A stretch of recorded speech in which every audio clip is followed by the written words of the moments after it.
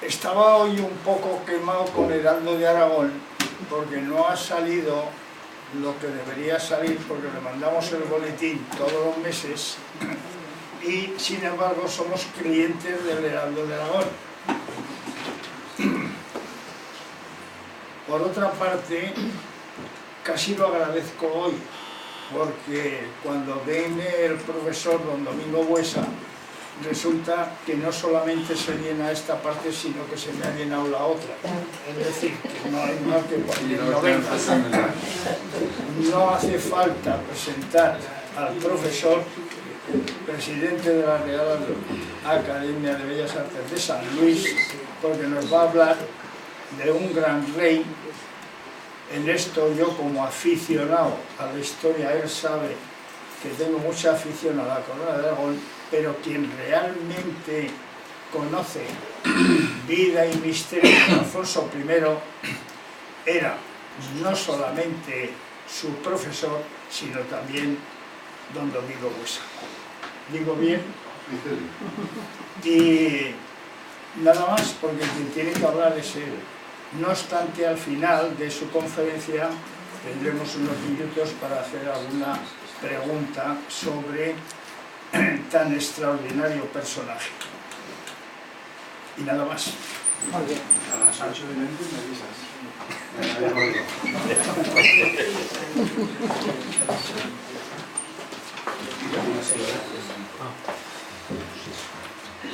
No, a mí se me suele oír. Bueno, buenas tardes. La verdad es que sí, hoy se está en la gloria porque la última vez que estuve aquí fue tumultuario aquello y fue un verdadero problema. Bien, la verdad es que el tema de hoy es un tema hermoso, un tema bonito, porque además este año celebramos el centenario de la conquista de la ciudad de Zaragoza. Ahora todo se llama ocupación, todo se va suavizando, pero en realidad fue una conquista en toda la regla y se la conquistamos a los musulmanes, a los que echamos de la ciudad de Zaragoza en aquel momento. Y digo echamos porque bajaron las gentes de la montaña, las gentes de los valles pirenaicos, con Alfonso el Batallador, al igual que un montón de gentes del otro lado del sur de Francia, que es lo que voy a intentar explicarles, y los de Pamplona, que también tienen una parte activa en toda esta cuestión. Bien, sin más preámbulos, vamos a hablar de la conquista de Zaragoza, que es lo que me pidió Gonzalo, al que agradezco. Bueno, las conferencias vienen bien, y aquí hay algunos que lo saben bien, para reciclar cuestiones, para ponerte un poco al día y reflexionar sobre algunas cosas. Entonces yo pensé que era un buen intento de decir, bueno, ¿qué ocurrió en la conquista? ¿Cómo fue la conquista de Zaragoza? Porque hablamos de muchas cosas de ese entorno, hablamos de los personajes, hablamos de las gentes, pero vinculados a unos días concretos del año 1118, concretamente desde la primavera hasta el 18 de diciembre de 1118, de marzo a diciembre, pues no hemos reflexionado quizás bastante, con lo cual está bien. Ya hubo un texto fundamental de referencia que fue el de don José María Lacarra, que es mi maestro al que se refería Gonzalo hace un momento, que hizo una biografía sobre el personaje que no se ha superado todavía, ni en la historia ni en la ficción literaria. Sigue siendo el texto fundamental de referencia el de don José María Lacarra, que por cierto este año, para vergüenza nuestra, los de Pamplona lo han reeditado. Es decir, no ha habido nadie aquí que lo reedite, pero sí lo han reeditado las instituciones pamplonesas, es decir, en este caso las instituciones navarras, han vuelto a poner otra vez en circulación el viejo texto de José María Lacarra, que tiene una gran vigencia y donde se plantea pues todos los problemas de este personaje tan singular y tan importante que fue Alfonso el Batallador, al cual me referiré a lo largo de la conferencia. Bien, lo que vamos a ver simplemente es cómo se llega a esta ciudad, a la ciudad de Saracusta, cómo se llega a las puertas de la ciudad de Saracusta, quién llega a las puertas de la ciudad de Saracusta, cómo se organiza el asalto a la ciudad y cómo al final se conquista la ciudad en diciembre de 1118, aunque la ciudad ya había caído en noviembre de 1118, y les explicaré por qué, porque en la Edad Media hacían alguna cuestión muy singular a la hora de capitular. Bien, la ciudad de Saracusta era una ciudad muy importante, era una ciudad muy notable, era la capital de todas las tierras del noreste de España, y además era el punto neurálgico para pasar el río Ebro, lo cual había llevado ya desde tiempos de los romanos a convertirla en un lugar geoestratégico militarmente y económicamente, porque a veces esto lo perdemos. Hablamos de la importancia militar de la fortaleza de Zaragoza, pero no nos damos cuenta que estamos hablando de una ciudad que controla los pasos de mercado, las líneas de mercado, y que además controla el comercio entre el norte y el sur, o entre el sur y el norte, como quieran ustedes, y vayamos en la dirección que vayamos. Con lo cual es muy importante tenerlo en cuenta. Esto supone mucho dinero, supone una serie de ingresos notables a la ciudad, porque por pasar por el puente, que ya está levantado en tiempos de los musulmanes, y mucho antes los musulmanes tenían una vieja estructura de piedras que habían ellos reforzado con madera, luego hablaré de ella. Bien, pues por pasar por ese puente se pagaba dinero, se pagaba bastante dinero, y en consecuencia pagaban las personas y las cosas que pasaban, y evidentemente los animales, con lo cual la ciudad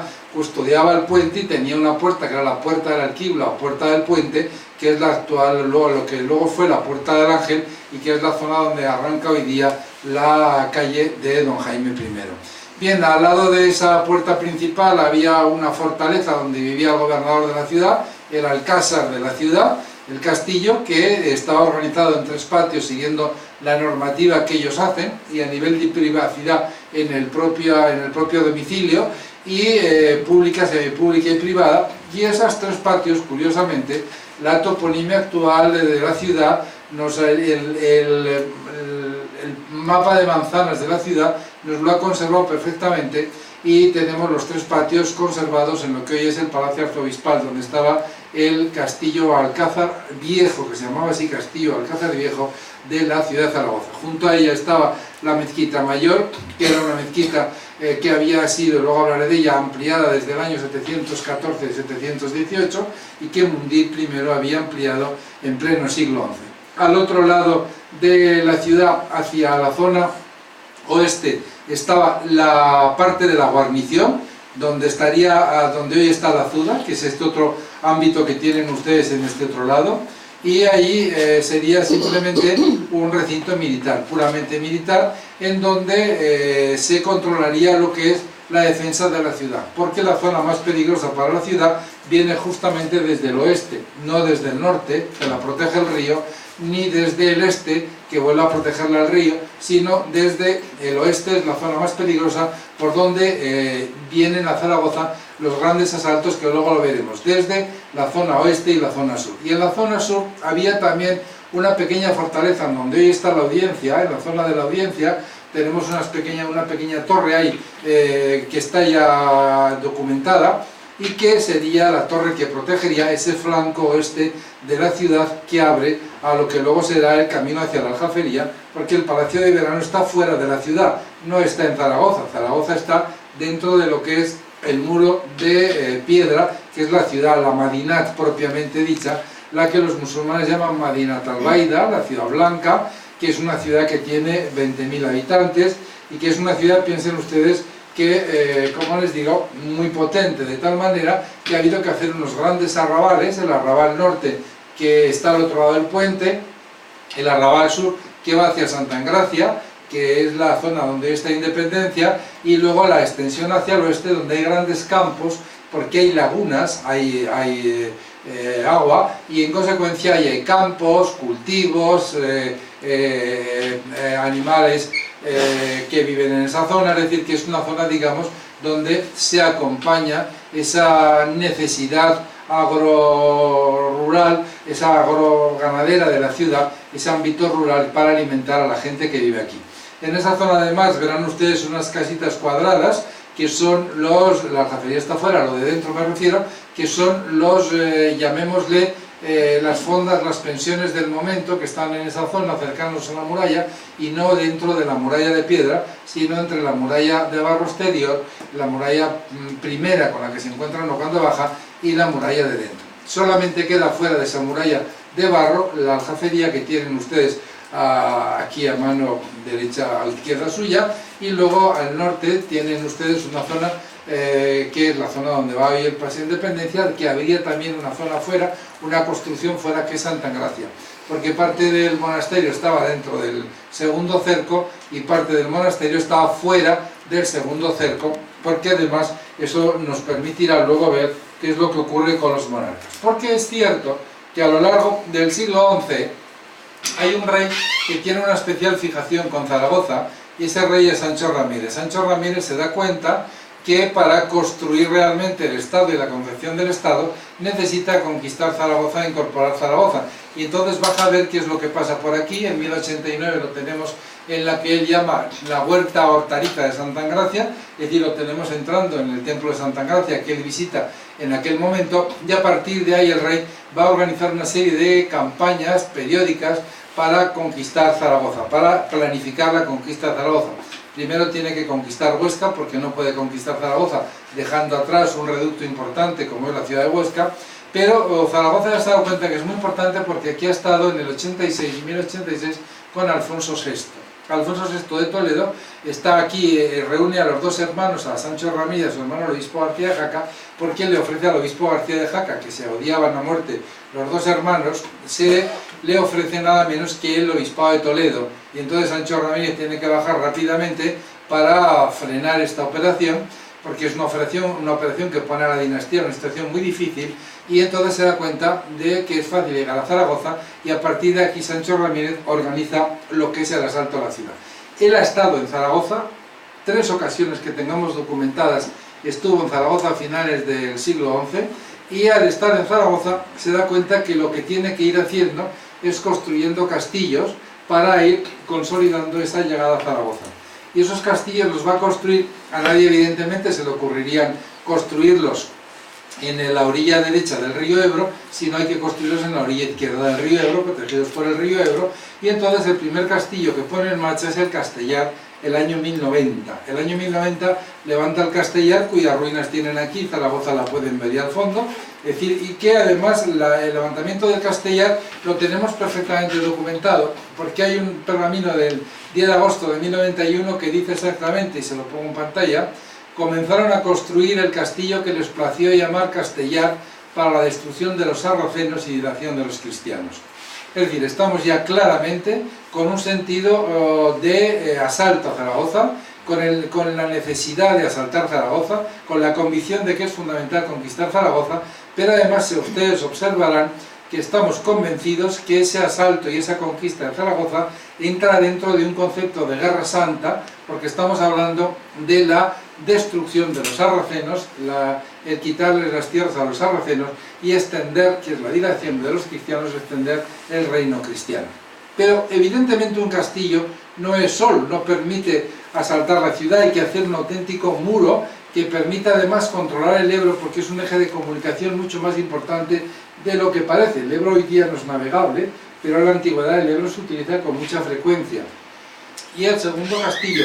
que construye es el castillo de Miranda. Lo tienen ustedes desde arriba, lo tienen ustedes en un lateral tal lo que queda hoy día, que es una pena, y tienen ustedes abajo la reconstrucción que se ha hecho de este castillo, que la verdad es que nos está dando la idea muy clara de que es un castillo muy precipitado, no ha habido una construcción formal, no guarda las normas, sino que lo que se ha hecho es fortificar una peña muy bien situada para tener un pequeño destacamento que permita hacer las incursiones hacia ahí. Le dan a este castillo, le dan el nombre de Miranda, que es un nombre que utilizan los reyes abundantemente y que significa claramente un sitio donde se ve bien las cosas. Miranda, en el sentido de miramos bien, es una zona fácil de mirar la ciudad de Zaragoza. Por lo tanto, en las repoblaciones del norte, incluso en Asturias hay abundantes, nos damos cuenta, y en Rioja, que ese topónimo Miranda siempre nos habla de zonas altas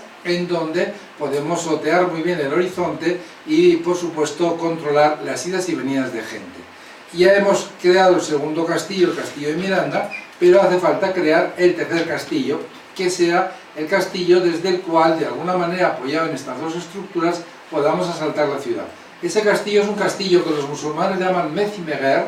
y ese castillo de Mecimeguer es el castillo de Juslibol.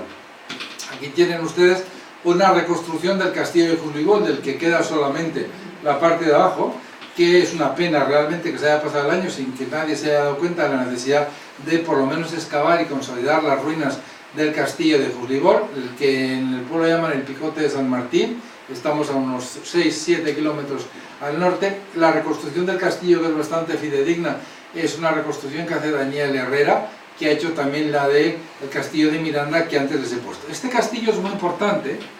porque en realidad no es un castillo que creen los cristianos, sino que es un castillo que los cristianos van a utilizar cuando los musulmanes, al ver que están creando una línea fortificada, lo abandonan definitivamente y ellos lo van a ocupar. Y estamos hablando del año 1100-1101. Pero este castillo, sabemos que hacia el año 1014-1015 se construyó un foso alrededor, es decir, que para los musulmanes era muy importante. Y ustedes dirán, bueno, ¿para qué querían un castillo? Querían un castillo ahí para controlar los caminos que venían desde el norte, para controlar los movimientos desde el norte y los movimientos transversales. Cerca de 90 años después de construir el foso del castillo, pues que ya se ha perdido definitivamente, pues después ya los cristianos se encontraron con un castillo en un estado avanzado de destrucción y lo que hacen es consolidarlo y ponerlo en circulación, volverlo a utilizar el año 1101. Concretamente sabemos por un documento, fíjense ustedes por ejemplo, este era lo que José Galey pudo retratar a principio del siglo XX, hizo esta fotografía que es además muy interesante porque ha permitido muy bien, a partir de esta fotografía, el poder reconstruir el gran torreón, el torreón del homenaje del castillo, que sería la parte fundamental donde vivirían los responsables. Bien, como les digo, este hito de Huzlibol está consolidado en un documento del 12 de febrero de 1101, por el cual Pedro I funda Huzlibol y le da el nombre, le deja usar el nombre y el topónimo de Deus Lobol, que es el topónimo cruzado, el nombre que utilizaban los cruzados cuando entraban en batalla. Y por lo tanto, ya definitivamente aquello que vimos en el Castellar, si recuerdan ustedes esa Guerra Santa, ese concepto de Guerra Santa, ya se consolida aquí, y la cruzada contra Zaragoza será una cruzada contra los musulmanes. Desde aquí se vigila muy bien ya lo que está ocurriendo en la ciudad. Los musulmanes son conscientes que la situación empieza a empeorar, porque además Huesca ya ha caído, Huesca ha sido conquistada, y en consecuencia, al año 1096, Pedro I conquista Huesca, con lo cual los ejércitos ya están en Huzlibol, y por lo tanto todo lo que es la orilla izquierda del río Ebro, desde Pamplona hasta Aragón Oriental, está todo ya en manos del ejército aragonés. Bien, cuando ya tenemos consolidada esta estructura militar, esta ciudad, que tiene unos 20.000 habitantes, empieza a tener serios problemas en un orden muy sencillo. Miren ustedes, las guerras serán guerras peculiares. Por ejemplo, nosotros sabemos que una de las cuestiones más peligrosas para una ciudad sitiada es que cuando hay castillos que se construyen alrededor y llega la primavera o el verano y hay que cosechar, pues te vienen los ejércitos, cosechan y se te llevan la cosecha, con lo cual te condenan al hambre. Y Zaragoza empieza a tener hambre ya a principios del siglo XII, empieza a padecer hambre y tiene que ser abastecida, sabemos, desde Ampurias y desde la zona del Mediterráneo. Es abastecida vía Lérida, porque la población empieza a darse cuenta que todos los grandes campos, todas las grandes